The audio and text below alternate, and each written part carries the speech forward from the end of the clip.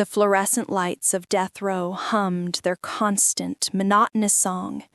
In cell block D of Huntsville State Prison, Texas, Marcus Webb sat on his narrow cot, staring at the gray concrete wall he'd memorized over the past 12 years. Every crack, every stain, every imperfection, he knew them all like old friends. Tomorrow, at 6 p.m., Marcus Webb would die.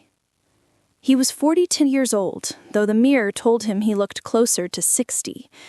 Prison had a way of aging a man, stealing years from his face and replacing them with lines of regret, anger, and resignation. His hair, once thick and black, had gone mostly gray. His hands, which had once been steady and strong, now trembled slightly, whether from fear or just the passage of time, he couldn't say. Marcus had been convicted of murder. The crime had happened in 1998, on a hot August night that felt like a lifetime ago. He'd been accused of killing a convenience store clerk during a robbery, a man named David Chen, 23 years old, with a wife and a baby daughter. The evidence had been circumstantial but damning. His fingerprints on the counter, a witness who placed him near the scene, and the stolen money found in his apartment. Marcus had maintained his innocence for 12 years. He'd filed appeal after appeal, each one denied. He'd written letters to lawyers, journalists, advocacy groups. He prayed to a God he wasn't sure existed anymore. None of it had mattered. The system had made its decision, and now the clock had run out. Warden Paul Morrison had visited Marcus that morning, as protocol required. Morrison was a heavy-set man in his 50s, with kind eyes that seemed out of place in a prison. He'd been warden for 8 years and had overseen 14 executions. Each one, he'd once told Marcus, during a moment of unusual candor, took a piece of his soul. "Marcus," he said, sitting across from him in the small visiting room, "you know what happens tomorrow. You have the right to a final meal, whatever you want within reason. The state will provide it." Marcus looked at the warden for a long moment. A final meal, the last thing he would ever taste, the last choice he would ever make. "I need to think about it," Marcus had said quietly. "You have until 4 p.m. today to decide. After that, you get the standard meal."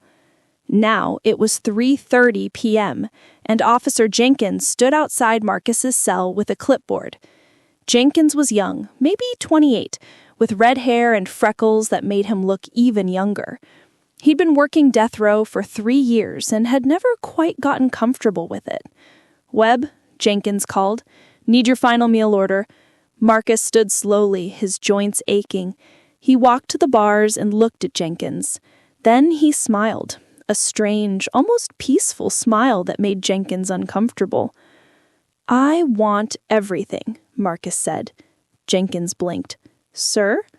"I want a feast. I want 4 double cheeseburgers with extra bacon, 3 orders of large fries, 2 pepperoni pizzas, a bucket of fried chicken, the spicy kind, 6 tacos, 2 racks of barbecue ribs, a Caesar salad, 3 milkshakes, chocolate, vanilla, and strawberry, 2 apple pies, a chocolate cake, a gallon of sweet tea, and," Marcus paused, thinking, "and a bowl of fresh strawberries." "I know. That's what I want." "You understand you won't be able to eat all that." "I understand perfectly.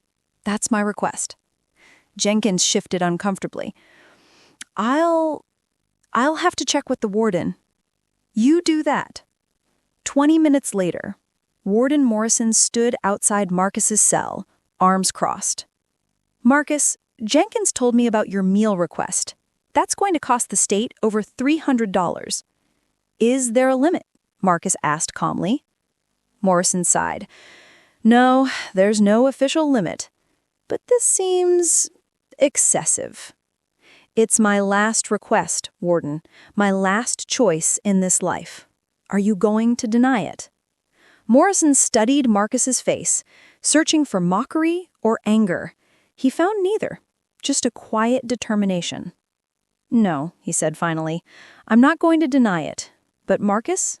Why? You'll see, Warden. You'll see. The kitchen staff at Huntsville worked for 3 hours preparing Marcus Webb's final meal.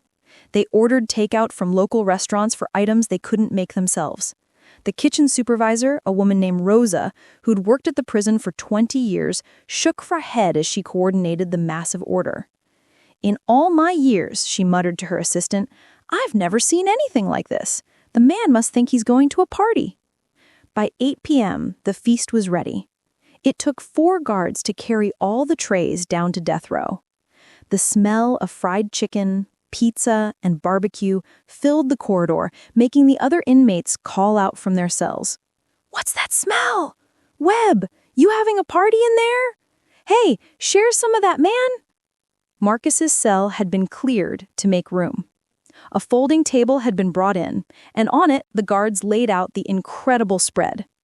4 massive cheeseburgers, their bacon crispy and cheese melted. 3 large orders of fries, golden and steaming.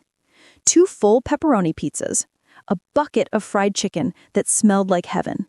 6 tacos overflowing with meat and toppings. 2 full racks of ribs slathered in tangy sauce. A Caesar salad that looked almost comically healthy among all the junk food. 3 thick milkshakes, 2 apple pies with latticed crusts. A rich chocolate cake with dark frosting. A gallon jug of sweet tea, condensation beading on its surface. And a bowl of bright red strawberries. Warden Morrison stood in the corridor, watching as the last tray was placed on the table. Several other guards had gathered too, curious about this unprecedented final meal. Even some of the support staff, psychologists, chaplains, administrative workers, had found reasons to be nearby. Marcus stood in his cell, looking at the feast before him. The fluorescent lights cast harsh shadows over the food, but still, it looked magnificent, abundant, overwhelming. It's all here, Marcus, Morrison said. Everything you requested. Marcus nodded slowly. He reached out and picked up a single strawberry, holding it between his thumb and forefinger. He looked at it, really looked at it, examining its red surface, the tiny seeds, the green leaves at the top. He brought it to his nose and inhaled deeply. Then he set it back down. I don't want it, Marcus said quietly. The corridor fell silent. Even the other inmates stopped their chatter. What? Jenkins asked, certain he'd misheard. I don't want it, Marcus repeated, louder this time. Any of it. You can take it all away. Morrison stared at him. Marcus, we just spent 3 hours and over $300 preparing this meal for you. You requested all of this. I know what I requested, and now I'm telling you I don't want it. Marcus turned to face the warden, and there was something in his eyes. Not madness, not cruelty, but a deep, profound sadness mixed with determination. Take it away. All of it. But why? Morrison couldn't keep the frustration from his voice. Why would you do this? Marcus walked to the bars of his cell, gripping them with both hands. Because I wanted you all to see it. I wanted you to see this food, enough to feed 10 hungry people sitting here, going to waste. I wanted you to think about what that means. Morrison's expression shifted from anger to confusion. I don't understand. Warden, do you know how many inmates in this prison go to bed hungry every night? Do you know how many people in this city, in this state, in this country can't afford to feed their children? How many kids will go to school tomorrow with empty stomachs? Marcus's voice grew stronger, more passionate. And here we are, spending $300 on food for a dead man walking, food that will go to waste, food that could have fed a dozen people who actually need it. The corridor remained silent. Guards shifted uncomfortably. Someone coughed. I've spent 12 years in here. 12 years watching food get thrown away while men complained they were still hungry. 12 years reading about children dying of starvation around the world. 12 years thinking about David Chen's daughter. She'd be 13 years old now.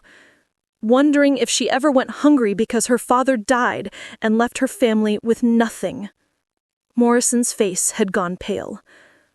Marcus, I didn't kill David Chen. I swear on everything I hold sacred, I didn't kill him. But I'm going to die for it anyway. That's been decided. Nothing I can do about that now. But this, he gestured to the feast behind him, this I can do something about. I can make a point. I can make you all see the waste, the absurdity of it all. Jenkins stepped forward. So this whole thing was just, what? A protest? Call it what you want. Call it my last act of defiance. Call it my final statement. I just wanted someone to pay attention, to think, to maybe, just maybe, question the system that wastes resources on killing people while others starve. Morrison stood very still for a moment. Then he spoke quietly. What do you want us to do with the food, Marcus? Give it to the soup kitchen downtown. St. Mary's feeds the homeless every night. I'm sure they could use it. Or give it to the guards who have families to feed. Or give it to the other inmates. I don't care. Just don't let it go to waste. That's all I ask. The warden nodded slowly. I'll see what I can do. He turned to Jenkins. Get some containers. We'll pack this up and take it to St. Mary's. As the guards began collecting the food, Marcus returned to his cot and sat down. He felt exhausted, as if the weight of 12 years had suddenly crashed down on him all at once. Father Thomas, the prison chaplain, approached the cell.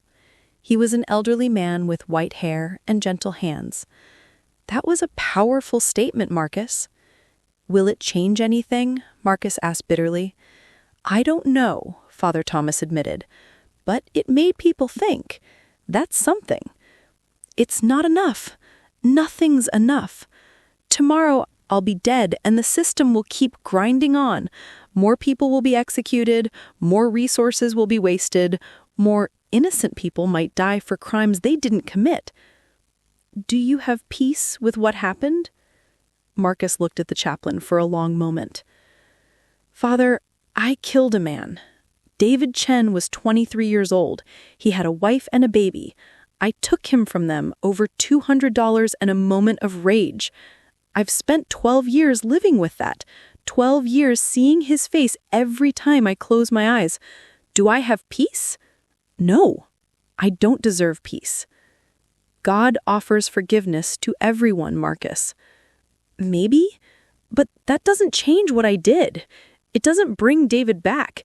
It doesn't undo the pain I caused his family. Marcus's voice grew heavy. I'm not protesting my execution, Father. I'm not claiming I don't deserve to die for what I did. I'm accepted that. What I'm protesting is the waste of resources, the waste of life, all of it. The system that created me, that failed David, that fails so many people every day. Father Thomas was quiet for a moment. What would you like to do tonight, Marcus? Would you like to pray? I don't think God listens to me anymore, Father, if he ever did. He listens. He always listens. Marcus smiled sadly. Then I hope he's listening tomorrow when they kill me. I hope he knows I'm innocent. I hope he judges me fairly, even if the courts didn't. The chaplain placed his hand on the bars. Is there anything you want me to tell anyone? Any message you want delivered? Marcus thought about it. Tell David Chen's family. Tell them I'm sorry. Tell them I know my apology means nothing, that it can't undo what I did. But I am sorry. Every single day, I'm sorry. I wish I could take it back.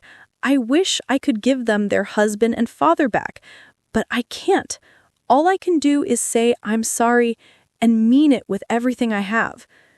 I'll make sure they know.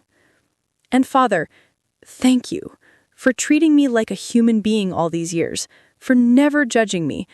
That meant more than you know." After the chaplain left, Marcus lay on his cot and stared at the ceiling. The prison had grown quiet. Even the usual nighttime sounds, men crying, talking, praying, were subdued. Everyone on death row knew what tomorrow meant. In the warden's office, Morrison sat at his desk, staring at his computer screen. He'd pulled up Marcus Webb's case file and was reading through it again.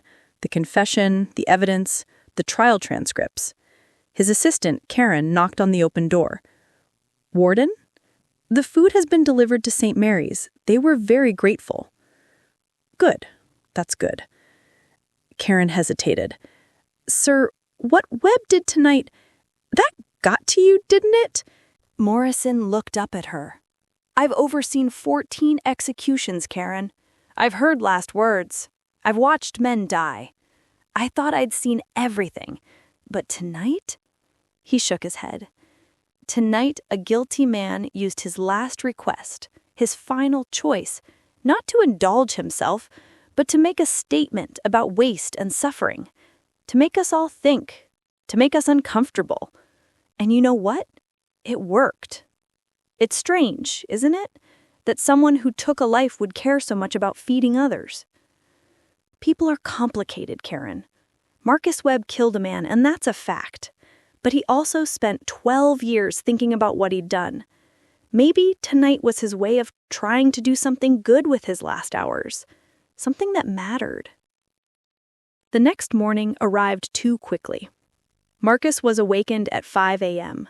He was given a standard breakfast, eggs, toast, coffee, which he ate mechanically, tasting nothing. He showered under the watchful eyes of guards.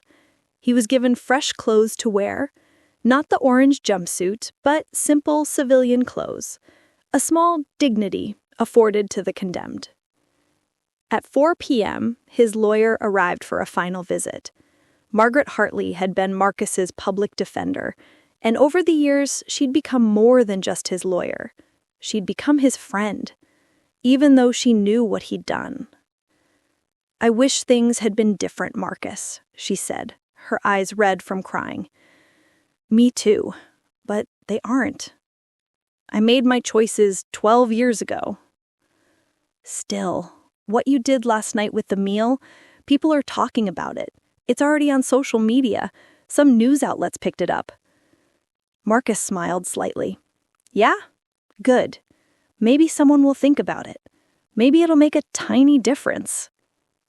"You could have spent your last night enjoying those burgers and fries. Why didn't you?" "Because I've spent 12 years thinking about waste, about David Chen's life that I wasted, about my own wasted life, about people suffering while resources get squandered. I couldn't participate in more waste, not even at the end, especially not at the end." He looked at her intently. "Margaret, promise me something. Keep fighting. Keep working to fix this broken system. Not to save people like me. I deserve to be here. But to help prevent more people from becoming like me in the first place. I promise." At 5:30 p.m., they came for him. 4 guards plus Warden Morrison. Marcus walked calmly between them, down the long corridor. The other inmates were silent, a mark of respect. Some pressed their hands against the bars as he passed. The execution chamber was small, sterile, and brightly lit.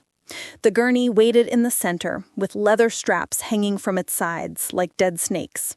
A window looked into the witness room, where victims' families, legal observers, and sometimes the press gathered to watch justice being served. Marcus lay down on the gurney without resistance. The straps were secured around his chest, arms, and legs. An IV line was inserted into each arm. He stared at the ceiling, breathing slowly, trying to stay calm. Through the window, he could see about 15 people. He recognized David Chen's widow, now remarried, her face impassive. He saw Margaret crying openly. He saw Father Thomas praying silently. He saw reporters with notepads. He saw strangers whose reasons for being there he could only guess.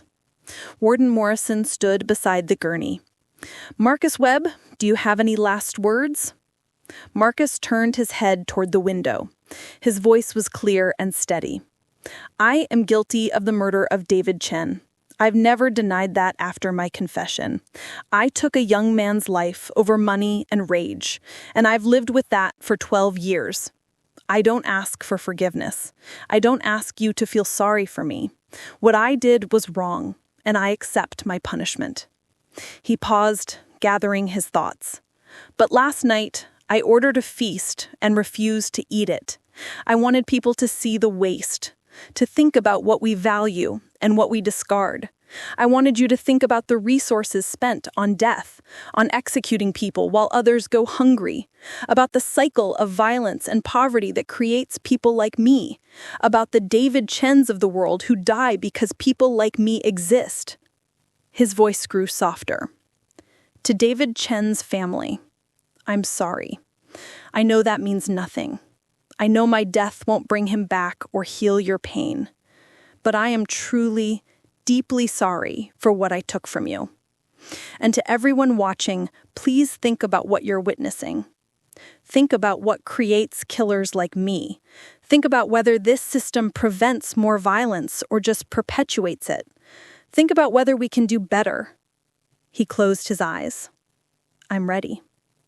The warden nodded to the technician in the adjacent room. The first drug entered his bloodstream, sodium thiopental, the sedative. Within seconds, his consciousness began to fade. His last thought was of that bowl of strawberries, how red they'd been, how fresh, how alive. The second drug, pancurium bromide, paralyzed his muscles. His breathing stopped. The third drug, potassium chloride, stopped his heart. At 6:11 p.m., Marcus Webb was pronounced dead. The story spread faster than anyone expected. Death row inmate refuses feast made headlines across the state, then the nation. Social media exploded with debates. Some called Marcus a manipulator, a killer trying to seem noble at the end. Others called him someone who'd finally found redemption, a voice speaking an uncomfortable truth. St. Mary's Soup Kitchen issued a statement thanking the anonymous donor who'd provided enough food to feed over 40 homeless individuals that night. The irony wasn't lost on anyone. Warden Morrison found himself in interviews, explaining what had happened. He said, "I've seen many men face execution, but I've never seen anyone use their final hours quite like Marcus Webb did. He made a statement that will outlive him." The case became a talking point for death penalty debates on both sides. Opponents said Marcus's gesture showed the humanity that the system destroyed. Supporters said his guilt was clear and his last act changed nothing about justice being served. His last words were published in full. Students read them in law classes and ethics courses. His story was told and retold, a complicated tale about guilt, redemption, and the meaning of justice. And somewhere, in a small cemetery outside Huntsville, Marcus Webb rested beneath a simple stone. Margaret Hartley had paid for it, along with a small garden. She planted strawberries there every spring. The inscription on the stone read, "Marcus Webb, 1969-2011. I just wanted someone to pay attention." People did pay attention. Not everyone, and not for long. The news cycle moved on, as it always does. But enough people. Enough to make a difference. Enough to question, to debate, to demand change. Marcus Webb had wanted to make a point about waste. About wasting food, wasting resources, wasting lives. In the end, his own life became the most powerful point of all. A life wasted in violence, yes, but also a life that in its final hours tried to mean something more. The feast he refused wasn't just a pile of food. It was a symbol of everything complicated about the death penalty. The cost, the ritual, the questions about what justice truly means. And sometimes, late at night, the guards who worked death row thought about that night, about the food piled high on that table, about Marcus Webb saying, "I don't want it," with such quiet dignity, and how that simple refusal had revealed something profound about responsibility, waste, and the value of human life, even a guilty one. Marcus Webb was a murderer. That fact never changed. But he was also a human being who, at the very end, used his last choice to make people think about something bigger than himself. Whether that mattered, whether it changed anything, whether it redeemed anything about his life, those questions remained open. But the conversation continued, and in that conversation, perhaps, lay the real meaning of his final act. The end.